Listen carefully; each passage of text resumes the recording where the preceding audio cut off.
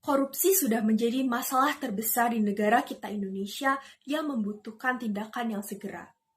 Negara kita dilemahkan karenanya. Tidak habis pikir kenapa mereka para koruptor tega melakukan tindakan tidak berperi kemanusiaan itu. Mereka yang sebenarnya korupsi merupakan orang yang hidupnya selalu berkecukupan, bahkan tergolong orang kaya, orang dengan kedudukan tinggi. Tapi, mengapa mereka masih tetap saja melakukan korupsi? Sungguh benar, hanya orang yang rakus, tamak, keji, dan jahatlah yang melakukan korupsi. Terlebih lagi, menurut Kamus Besar Bahasa Indonesia, korupsi didefinisikan sebagai penyelewengan atau penyalahgunaan uang negara atau perusahaan, organisasi, yayasan, dan sebagainya untuk keuntungan pribadi atau orang lain.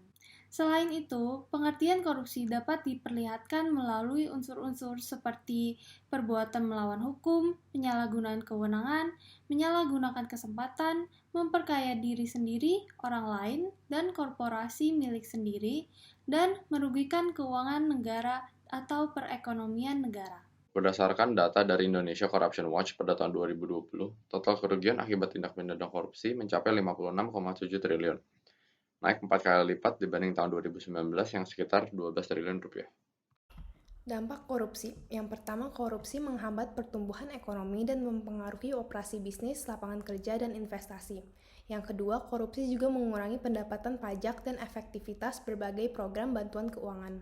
Yang ketiga, tingginya tingkat korupsi pada masyarakat luas berdampak dan menurunnya kepercayaan terhadap hukum dan supremasi hukum, pendidikan, dan akibatnya kualitas hidup seperti akses ke infrastruktur hingga perawatan kesehatan. Yang keempat, dampak kemiskinan dan kesenjangan sosial. Uang yang seharusnya diberikan untuk menghapus kemiskinan dikorupsi untuk kepentingan orang-orang tertentu. Kelima, dampak birokrasi pemerintahan. Aparat hukum yang semestinya menyelesaikan masalah dengan adil dan tanpa adanya unsur pemihakan, seringkali harus mengalahkan integritasnya dengan menerima suap, iming-iming, gratifikasi, atau apapun untuk memberikan kemenangan.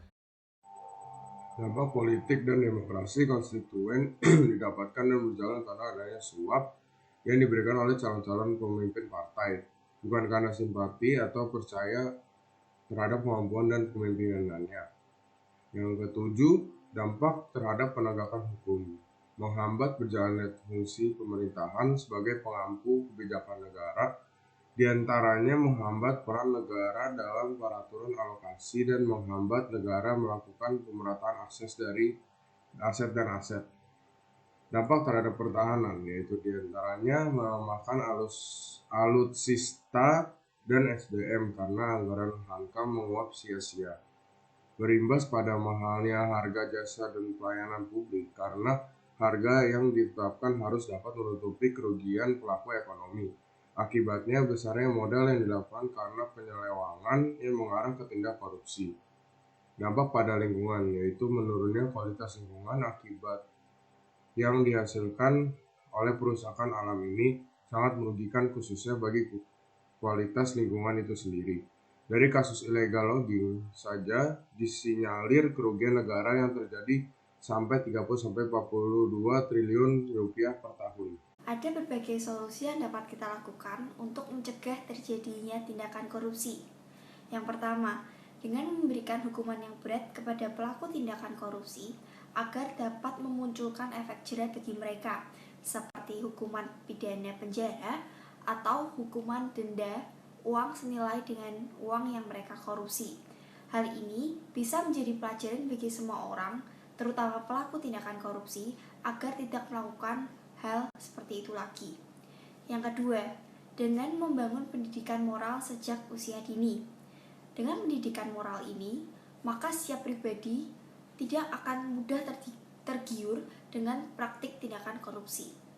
Yang ketiga, kita bisa ikut menanamkan nilai-nilai religi secara mendalam terhadap diri kita sendiri, agar kita memiliki iman yang kuat dan tahan dari godaan perbuatan yang tidak benar, seperti contohnya korupsi. Dan yang terakhir, kita bisa ikut memperbanyak kegiatan edukasi atau kegiatan kampanye tentang korupsi.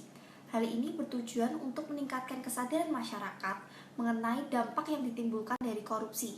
Selain itu, juga untuk mengajak masyarakat agar bisa terlibat dalam kegiatan anti korupsi. Oke, saya akan menjelaskan tentang kasus korupsi yang pernah viral di Indonesia.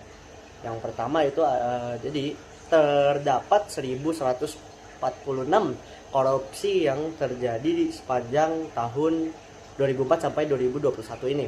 Dan salah satunya itu ada kasus IKTP yang merupakan salah satu korupsi yang cukup fenomenal di Indonesia nih. Soalnya menyangkut Ketua Umum Partai Golkar Setia Novanto yang telah bergulir sejak tahun 2011 gitu. Dan menyebabkan kerugian hingga 2,3 triliun nih, gede banget kan. Dan kasus korupsi yang dilakukan oleh Soeharto juga merupakan kasus yang fenomenal, di mana disebutkan oleh Transparency International bahwa Soeharto merupakan seorang tokoh yang paling korup di dunia dan menyebabkan kerugian yang sangat besar, yaitu sekitar 490 triliun rupiah gitu yang didapatinya dari hasil korupsi. Begitu guys. Kasus yang kedua berada di Kota Papua. Kejaksaan Tinggi Kejati menetapkan DS pemilik PT atau PDS sebagai tersangka kasus korupsi dana hibah transportasi di Kabupaten Waropen pada tahun anggaran 2017-2018. DS juga diketahui sudah mengembalikan dugaan kerugian negara sebesar 9.660 miliar rupiah ke Kejati Papua pada 19 Februari 2021. Dari hasil penyelidikan tersebut sudah diperoleh 2 alat bukti yang cukup. Maka penyidik Kejati Papua sudah menetapkan DS selaku penyedia barang dan jasa sebagai tersangka, ujar Kepala Kejati Papua Nikolaus Kondomo. Ia menegaskan penetapan DS sebagai tersangka sesuai dengan pasal 4 Undang-Undang Pemberantasan Tipikor. Pengembalian kerugian negara tidak secara otomatis menghentikan kasus hukum. Mahasiswa mempunyai peranan yang sangat penting, apalagi dalam pemberantasan korupsi. Peranan tersebut sudah tercatat dalam peristiwa-peristiwa besar yang dimulai dari Kebangkitan Nasional 1908, Sumpah Pemuda, Proklamasi Kemerdekaan NKRI, dan lain-lain. Tidak dapat dipungkiri bahwa setiap peristiwa pasti ada campur tangan dari mahasiswa yang tampil sebagai motor penggerak dengan berbagai macam gagasan. Sebagai seorang mahasiswa, kita dapat melakukan berbagai macam hal untuk mencegah terjadinya korupsi di kemudian hari nanti. Kita dapat memulai dengan menanamkan nilai-nilai religius mendalam agar memiliki iman yang kuat supaya dapat tahan dari godaan untuk melakukan korupsi.